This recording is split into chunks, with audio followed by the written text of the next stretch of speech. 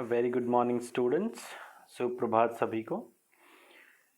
As we all know we are reading the major domains of our chapter. हम major domains of our chapter पढ़ रहे हैं, जिसमें आज हम तीसरे पार्ट पर पहुंच चुके हैं, अपने चैप्टर के तीसरे और आखिरी पार्ट पे। अभी तक हमने ये जान लिया कि हमारा जो अर्थ है उस पे अलग अलग डोमेन्स, अलग अलग पार्ट्स हैं, जहाँ पे अलग अलग क्रीचर्स रहते हैं, वो एक दूसरे के साथ इंट्रैक्शन करते हैं, इंटरचेंज करते हैं, बहुत सारी प्रोसेसेस होती हैं जिसकी वजह से लाइफ, जीवन पॉसिबल है अर्थ पे। तो आइए डिस्कस करते हैं हम अपने अगले पार्ट को। तो हमारे चैप्टर का नाम है मेजर डोमेन्स ऑफ अर्थ, जिसके थर्ड पार्ट पर हम पहुंच चुके हैं। So let's move further. In the major domains of earth we have read that there are 4 major domains of earth. हमारे जो अर्थ के मुख्य भाग हैं, मेन डोमेन्स हैं, वो 4 हैं। फॉर एग्जाम्पल लिथोस्फेयर, वो हिस्सा जो लैंड सरफेस जहाँ पे है, जो लैंड सरफेस है उसको लिथोस्फेयर कहते हैं। उसके बाद एटमॉस्फेयर, जो हमारा वातावरण है, जो हमारी लेयर ऑफ गैसेस हैं हमारे चारों तरफ, उसको हम एटमॉस्फेयर कहते हैं। उसके अलावा हाइड्रोस्फेयर, पानी जहाँ पे भी जिस भी सोर्स में, जिस भी वे में अवेलेबल है, उस सारे डोमेन को, पार्ट को हम हाइड्रोस्फेयर कहते हैं। और इन तीनों को मिला के जो डोमेन्स हैं फिजिकल और जो लाइफ अवेलेबल है, एनिमल्स, प्लांट्स और ह्यूमन बीइंग्स जो अर्थ पे हैं, इन सभी तीनों डोमेन्स को और इस पूरी लाइफ को मिला के जो डोमेन बनता है उसको हम कहते हैं biosphere. So now let us discuss about atmosphere. Atmosphere के बारे में बात कर लेते हैं। The earth is surrounded by a layer of gas known as atmosphere. जो अर्थ है वो लेयर ऑफ गैस है, उसमें बहुत सारी गैसेस हैं, कॉन्स्टिट्यूएंट्स ऑफ गैसेस हैं। तो हमारे चारों तरफ ये वातावरण है जिसमें जो हमें नेकेड आइज से दिखता नहीं है, पर जब तेज़ हवाएं चलती हैं तो हमें महसूस होता है विंड। तो इसको, जो है हमारा वातावरण हमारे चारों तरफ है जिसमें गैसेस हैं, जिसको हम देख नहीं सकते हैं, सिर्फ फील कर सकते हैं, that is known as atmosphere. It provides us with the air we breathe and also protect us from the harmful effects of sun rays. ये हमें हवा देता है, वो हवा जिस पे हम ब्रीथ कर सकते हैं, जिसको इनहेल करते हैं हम ऑक्सीजन और एक्सेल करते हैं carbon dioxide along with other gases. So ये जो एटमॉस्फेयर है, ये एक तो हमें सांस लेने में, या जो हमारी रिक्वायरमेंट है ऑक्सीजन की, उसको अवेलेबल कराता है। और दूसरा, जो सन रेज हैं उसमें एक कंपोनेंट होता है अल्ट्रा वायलेट रेज, जो कि बहुत हार्मफुल होता है हमारी स्किन के लिए। अगर हमारा एटमॉस्फेयर ना हो या हमारी ओजोन लेयर ना हो, जो कि एक लेयर ऑफ गैसेस है, उसकी बात भी करेंगे, वो ना हो तो हमारी जो स्किन है उसमें बहुत सारे रैशेस या अदर डिजीजेज या कैंसर तक हमें हो सकता है। तो ये जो एटमॉस्फेयर है, सन की जो रेज हैं उसके जो हार्मफुल इफेक्ट्स हैं उससे हमें बचाता है, और दूसरा हमें ब्रीदिंग के लिए इम्पॉर्टेंट एयर प्रोवाइड कराता है। तो एटमॉस्फेयर लगभग सी लेवल से, यानी कि जो निचला स्तर है ज़मीन का, उसको हम सी लेवल से मेजर करते हैं, वहाँ से लेके और 1600 किलोमीटर्स तक फैला हुआ है। आगे बात करते हैं एटमॉस्फेयर की। तो the density of atmosphere varies with height. जैसे जैसे आप ज़मीन के सरफेस से या सी लेवल से ऊपर जाते जाएंगे एटमॉस्फेयर में, जैसे कि आप देख रहे हैं काफ़ी हाई माउंटेन्स आपके चारों तरफ भी आपको दिख रहे होंगे, तो जैसे ही हम नीचे से ऊपर जाते हैं हाइट में, वैसे ही डेंसिटी, यानी कि अमाउंट ऑफ गैसेस, कितनी वायु की मात्रा है या गैसेस जो हमारे एटमॉस्फेयर में, पर्यावरण में है, उनकी मात्रा कितनी है वातावरण में, वो कम होती जाती है। जैसे जैसे हम ऊपर जाएंगे तो डेंसिटी जो है, वॉल्यूम जो है, वो कम होती जाएगी गैसेस की। It is maximum at sea level and decreases with height. Sea level पे, यानी कि ग्राउंड लेवल पे ये सबसे ज़्यादा होती है, और जैसे जैसे ऊपर जाते हैं आप तो गैसेस की मात्रा कम हो जाती है। So mountain climbers experience difficulty in breathing due to decrease in density of air. तो माउंटेनियर्स जब टॉप पे चढ़ते हैं, या आप भी जब कभी किसी माउंटेन पे चढ़ते होंगे, तो आपको बहुत ही कम सांस आना या ब्रीथलेसनेस एक्सपीरियंस होता है, बहुत तेज़ तेज़ लंबी लंबी सांसें लेते हैं आप। तो इसका मतलब ये है कि जैसे जैसा ऊपर जा रहे हैं ऑक्सीजन की मात्रा जो है वो कम हो रही है। सो इसके लिए जो माउंटेनियर्स हैं, पर्वतारोही हैं, वो क्या करते हैं, अपने साथ ऑक्सीजन सिलेंडर्स ले जाते हैं। ताकि ऊपर जो डेंसिटी कम है, जब डेंसिटी कम हो जाएगी, मात्रा कम हो जाएगी सभी गैसेस की, तो फिर हमारे लिए जो इंपॉर्टेंट गैस है ऑक्सीजन, उसकी मात्रा भी कम हो जाएगी। अब तब उसकी मात्रा भी कम हो जाएगी तो हमें सांस लेने में काफ़ी डिफिकल्टी होगी। तो इस डिफिकल्टी से बचने के लिए जो पर्वतारोही हैं वो अपने साथ ऑक्सीजन सिलेंडर्स लेके जाते हैं। एक और चीज़, जैसे जैसे हम ऊपर जाते हैं, नीचे से ऊपर जाते हैं, तब गैसेस की डेंसिटी भी कम हो जाती है, साथ साथ टेम्परेचर जो है एटमॉस्फेयर का वो भी कम होने लगता है। तो ये जो टेम्परेचर एटमॉस्फेयर का ये कितना कम होता है, इसकी एक स्पीड है। लोअर लेयर जो ट्रोपोस्फेयर जिसको आप कहते हैं, उसमें ये है 165 मीटर्स पे 1 डिग्री टेम्परेचर घटना। ठीक है, यानी कि हर 165 मीटर जैसे जैसे आप ऊपर जाते जाएंगे तो 1-1 डिग्री टेम्परेचर कम होता जाएगा। ठीक है, अब हम बात करेंगे टेम्परेचर की, तो कर चुके हैं। The temperature also decreases with increase in height. Air always move from high pressure to low pressure. ये चीज़ आपने ध्यान रखनी है। हालांकि इसका ज़्यादा यूज़ या एक्सप्लेनेशन आपकी बुक में अभी नहीं है, आपकी नेक्स्ट क्लास में इसका अच्छे से एक्सप्लेनेशन है, पर अभी भी आप जान लेंगे तो आपके लिए बेनिफिशियल रहेगा, आगे जाके अंडरस्टैंड करना आसान होगा। हवा हमेशा हाई प्रेशर से लो प्रेशर की तरफ मूव करती है। तो क्या है हाई प्रेशर और लो प्रेशर? वो एरिया जहाँ पे बहुत ज़्यादा गर्मी पड़ रही है वहाँ पे हवा में जो पानी की मात्रा है वो कम हो जाती है, और इसलिए वो हवा हल्की हो जाती है, तो उसका प्रेशर लो हो जाता है। यानी कि टेम्परेचर हाई होगा तो प्रेशर कैसा होगा? लो, क्योंकि वो एयर थोड़ी वार्म हो गई है, थोड़ी हीटअप हो गई है, तो इसलिए वो हल्की हो जाती है और वो ऊपर उठ जाती है। तो लो प्रेशर की जो एयर है वो ऊपर उठती है, और जो उसकी जगह है वो कौन सी एयर लेती है? हाई प्रेशर की एयर। ऐसी एयर, ऐसी जहाँ पर टेम्परेचर लो होता है। तो जैसे ही टेम्परेचर हाई होगा एयर प्रेशर लो हो जाएगा, टेम्परेचर लो होगा तो एयर प्रेशर हाई हो जाएगा, और हवा कहाँ से कहाँ मूव करेगी? हाई प्रेशर से low pressure. The movement of air is known as wind. जब ऐसे हाई प्रेशर और लो प्रेशर की तरफ हवा मूव करती है, एक जगह से दूसरी जगह जाती है तेजी से, स्पीड से, तो उस मूवमेंट को हम विंड या आंधी भी कहते हैं।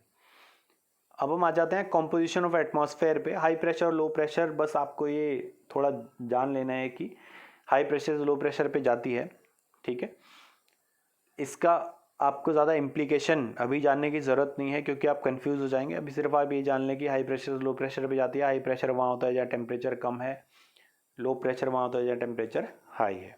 तो कॉम्पोजिशन के बारे में जान लेते हैं, यानी कि हमारा जो एटमॉस्फेयर है उसमें किस गैस का अमाउंट कितना है। भाई अब हमें दिख तो नहीं रही हैं, पर जब हम उसकी टेस्टिंग करते हैं, जांच करने की कोशिश करते हैं, तो हमें ये पता लगता है कि हमारे एटमॉस्फेयर की एक फिक्स्ड कॉम्पोजिशन है, जिसमें सबसे बड़ी या सबसे ज़्यादा मात्रा में जो गैस है वो है नाइट्रोजन। आप पाई चार्ट में भी देख सकते हैं कितनी परसेंट है नाइट्रोजन की, लगभग 78%। उसके बाद दूसरी बड़ी गैस जो हमारे एटमॉस्फेयर में पाई जाती है वो है ऑक्सीजन, जिसकी परसेंटेज कितनी है? 21%। और जो 1% है वो अदर गैसेज हैं, जैसे कि कार्बन डाइऑक्साइड, जैसे कि हीलियम, हाइड्रोजन, आर्गन, नियॉन, ठीक है, जेनॉन, ऐसे बहुत सारी गैसेज जो किस में आती हैं? 1% में। The air we take in while breathing is a mixture of gases. ठीक है, the important gases of atmosphere are first nitrogen 78%, second oxygen 21%, and third other gases 1%।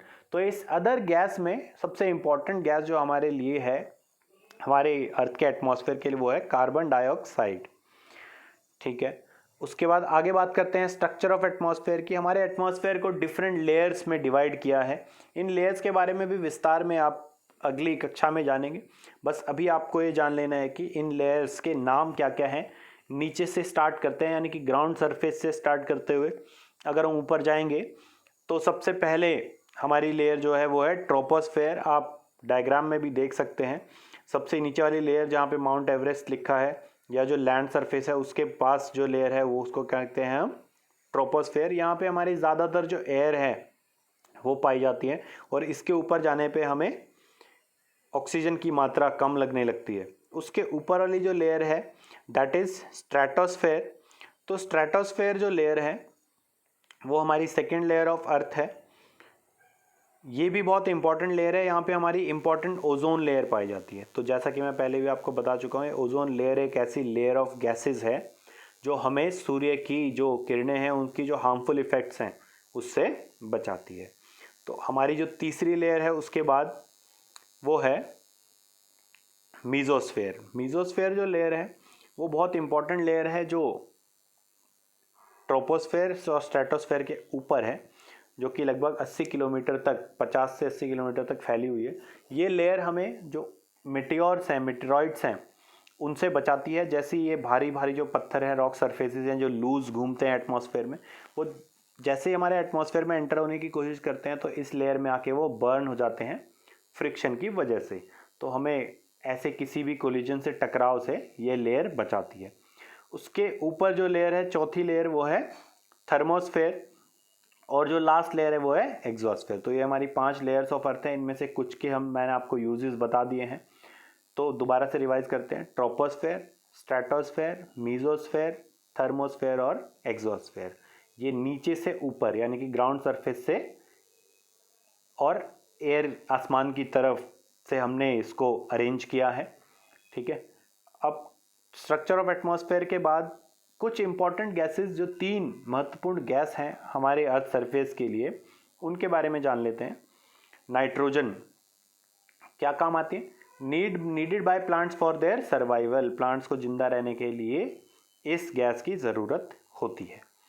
Plants can't take it directly from the atmosphere. पर plants उसको सीधा, जैसे हम सांस लेते हैं और ऑक्सीजन इनहेल करते हैं अदर गैसेस के साथ, और फिर कार्बन डाइऑक्साइड एक्सहेल करते हैं अदर गैसेस के साथ, परंतु जो प्लांट्स हैं वो ऐसे नहीं ले सकते हैं। तो प्लांट्स कैसे लेते हैं? उनके रूट्स पे जो, या फिर सॉइल में जो माइक्रो ऑर्गेनिजम्स हैं वो नाइट्रोजन को कंज्यूम करते हैं। उसके बाद वहाँ से हमारे प्लांट्स उस नाइट्रोजन को यूज़ करते हैं। Bacteria which live in the soil and roots of some plants take nitrogen from the air and change it, from which it is used by plants। ठीक है। तो नाइट्रोजन प्लांट्स की growth के लिए बहुत इंपॉर्टेंट गैस है। दूसरी important gas है ऑक्सीजन, जिसकी परसेंटेज कितनी है? लगभग 21%। तो ये किस लिए ज़रूरी है? हम सभी को पता है कि जो प्लांट्स हैं वो अपना खाना बनाते हुए जो फोटोसिंथेसिस की प्रक्रिया है उस दौरान वो ऑक्सीजन रिलीज करते हैं, और ये ऑक्सीजन हमारे लिए बहुत ज़्यादा इम्पॉर्टेंट है हमारे सर्वाइवल के लिए। Green plants produce oxygen during photosynthesis. If we cut trees then this balance will be disturb. तो अगर हम इनडिस्क्रिमिनेटली ट्रीज काटते जाएंगे, बहुत कम पेड़ एक दिन जब बच जाएंगे, तो फिर बहुत ज़्यादा समस्या होगी हमारे यहाँ पे, हमारे प्लैनेट पे लोगों को। उसके बाद तीसरी इंपॉर्टेंट गैस है कार्बन डाइऑक्साइड, जो कि बहुत ही कम मात्रा में पाई जाती है पर फिर भी बहुत इंपॉर्टेंट है। Green plants use it during photosynthesis to produce food. जो ग्रीन प्लांट्स हैं वो इस गैस का प्रयोग करते हैं अपना खाना बनाने के लिए। Human beings and animals release carbon dioxide while they breathe out. पर ह्यूमन बींग्स और एनिमल्स इस कार्बन डाइऑक्साइड को रिलीज करते हैं जब वो सांस बाहर छोड़ते हैं। ठीक है। एक और काम जहाँ पर कार्बन डाइऑक्साइड आती है वो आग बुझाने के लिए। It is use in fire extinguishers. आपने अपने स्कूल में या अदर किसी ऑफिसेज या गवर्नमेंट बिल्डिंग में ऐसे फायर एक्सटिंग्विशर देखे होंगे। तो इनके अंदर भी जो गैस होती है वो मेन कंपोनेंट होता है कार्बन डाइऑक्साइड का। उसके बाद बायोस्फीयर पे आ जाते हैं, हमारे चौथे और सबसे इंपॉर्टेंट डोमेन पे। हमने अभी तक 3 डोमेन पढ़ लिए हैं, एटमॉस्फेयर, हाइड्रोस्फेयर और लिथोस्फेयर। उन सभी से मिला के जो डोमेन बन रहा है उसको बोलते हैं biosphere.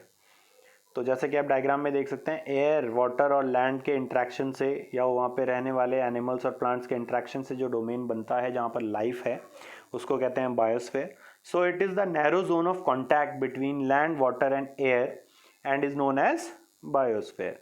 It is the zone where life exist on the unique planet known as earth. ये वो जोन है जहाँ पर लाइफ एग्जिस्ट करती है और इसीलिए अर्थ को एक यूनिक प्लैनेट भी कहते हैं। All living organisms, including humans, are linked to each other to the bio for their survival। तो बायोस्फीयर से हम सभी जुड़े हुए हैं, जैसे कि प्लांट्स जुड़े हुए हैं।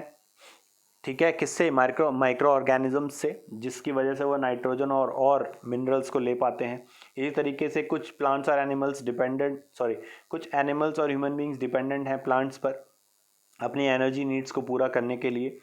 ठीक है। तो इस तरीके से पूरी एक फूड चेन या एक इंट्रैक्शन चेन बनी हुई है हमारी अर्थ पे बायोस्फीयर में, जिसमें अगर इंट्रैक्शन नहीं होगा कि या फिर कोई एक कंपोनेंट कम हो जाएगा या नहीं रहेगा तो पूरा बैलेंस जो है बायोस्फीयर का वो बिगड़ जाएगा और हम सर्वाइव नहीं कर पाएंगे। Therefore there is a need to limit the use of resources to maintain a balance between various domains of earth. तो इसलिए हमें रिसोर्सेज का यूज करते हुए ये ध्यान रखना है कि रिसोर्सेज को वेस्ट नहीं करना है, ओवर यूटिलाइज नहीं करना है, ताकि ये जो बैलेंस है नेचर का ये बना रहे। So another important thing is global warming. तो ये ग्लोबल वार्मिंग क्या होता है? Due to the excessive use of resources in industries, thermal power plants and vehicles, जो हम पेट्रोलियम प्रोडक्ट्स, कोल को यूज कर रहे हैं या अदर फॉसिल फ्यूल्स को यूज कर रहे हैं अपनी इंडस्ट्रीज में, व्हीकल्स में, जिससे इतना धुआं उठ रहा है। इस धुएं का जो मेन कंपोनेंट है वो है कार्बन डाइऑक्साइड। और जैसे ही कार्बन डाइऑक्साइड की मात्रा बढ़ती है वैसे ही पृथ्वी पर गर्मी बढ़ जाएगी, क्योंकि कार्बन डाइऑक्साइड ऐसी गैस है जो हीट को अपने में ट्रैप करती है, एब्जॉर्ब करती है, हीट को अपने में समावेश करती है, और जिससे वो जो वार्म रहता है, हमारे जो एटमॉस्फेयर का टेम्परेचर हमारे रहने के लायक बनता है, वो कार्बन डाइऑक्साइड की सही मात्रा से बनता है, क्योंकि कार्बन डाइऑक्साइड गर्मी को सोखती है अपने अंदर, एब्जॉर्ब करती है, हीट को ट्रैप करती है। पर अगर बहुत ज़्यादा बढ़ जाएगी कार्बन डाइऑक्साइड की मात्रा तो फिर हीट भी बहुत ज़्यादा बढ़ जाएगी और वो हीट हमारे लिए यूजफुल नहीं होगी, तब हमारा सर्वाइव करना बहुत ही मुश्किल हो जाएगा। So it is known as global warming. So what is known as global warming? The increase in amount of CO2 that increases the earth's temperature, this process is known as global warming. इस प्रक्रिया को global warming कहते हैं, जिसमें अर्थ का temperature बढ़ रहा है कार्बन डाइऑक्साइड की मात्रा बढ़ने की वजह से। और कार्बन डाइऑक्साइड की मात्रा क्यों बढ़ रही है? क्योंकि हम इन्होंने बड़ी बड़ी इंडस्ट्रीज लगा रखी हैं, ठीक है, थर्मल पावर प्लांट्स लगा रखे हैं ऐसी जगह जहाँ पर कोयले से बिजली बनाई जाती है, और हमने बहुत सारे व्हीकल्स भी चला रखे हैं। तो ऐसी बहुत सारी समस्याओं से निपटने के लिए, ऐसी बहुत सारी समस्याएं जो हैं वो ग्लोबल वार्मिंग से हो सकती हैं। Therefore there is a need to limit the use of resources to maintain a balance between the domains of earth. तो इसीलिए हमें एक बैलेंस बनाने के लिए रिसोर्सेज का यूटिलाइजेशन को रोकना है या कम करना है, ताकि हमारा जो बैलेंस है वो बिगड़े ना। सो अब हम आगे चलते हैं, लेट्स मूव फर्दर। सो हमने एक आज न्यू वर्ड सीखा, क्या? Global warming. So global warming क्या होती है? The increase in the temperature of earth due to increase in carbon dioxide is known as global warming. इसके बहुत हार्मफुल इफेक्ट्स हमारे अर्थ पे देखने मिले हैं और आगे आने वाले समय में मिल सकते हैं। ये पूरा बैलेंस जो है अर्थ पे हीट का और जो सर्वाइवल है माइक्रो ऑर्गेनिजम्स का, एनिमल्स का, बर्ड्स का, प्लांट्स का, ह्यूमन बीइंग्स का, उस पर एक बहुत ही एडवर्स, बहुत ही बुरा प्रभाव डालती है। तो आप इस इमेज में भी एक कंट्रास्ट या डिफरेंस देख सकते हैं। ग्लोबल वार्मिंग या नॉर्मल जो हीटिंग है उससे वो लेफ्ट साइड में दिखा रखी है, और जो राइट साइड है it is showing that the harmful effects of global warming. ठीक है, अब असाइनमेंट पर आ जाते हैं। आज का क्वेश्चन नंबर फर्स्ट है हमारा, name the different layers of atmosphere. Atmosphere की जो डिफरेंट लेयर्स हैं उनके नाम बताएं। Question number 2, what is atmosphere? Atmosphere क्या होता है? Question number 3, why do mountaineers carry oxygen cylinders with them? Mountaineers अपने साथ ऑक्सीजन सिलेंडर क्यों लेके जाते हैं? Question number 4, what is global warming? Global warming क्या होती है? Question number 5, what is biosphere? Biosphere क्या है, क्यों इंपॉर्टेंट है? Which planet is known as a unique planet and why? Unique, कौन से प्लैनेट को हम एक यूनिक प्लैनेट के नाम से जानते हैं और क्यों? और question number 7, what is the composition of atmosphere? Atmosphere की कंपोजिशन क्या है? So I hope all the topics which we have learned today are clear to you. If you still have doubts, you can always ask. And if you understood the video well, please like the video. Please share it with your friends so that along with you, your friends will also be able to learn and understand the topics which you have understood today. You can also give your valuable comments so that I can make improvements and I can clarify your doubts. And last but not the least, if you like these videos, if you like my channel, please do subscribe. Thank you and have a nice day.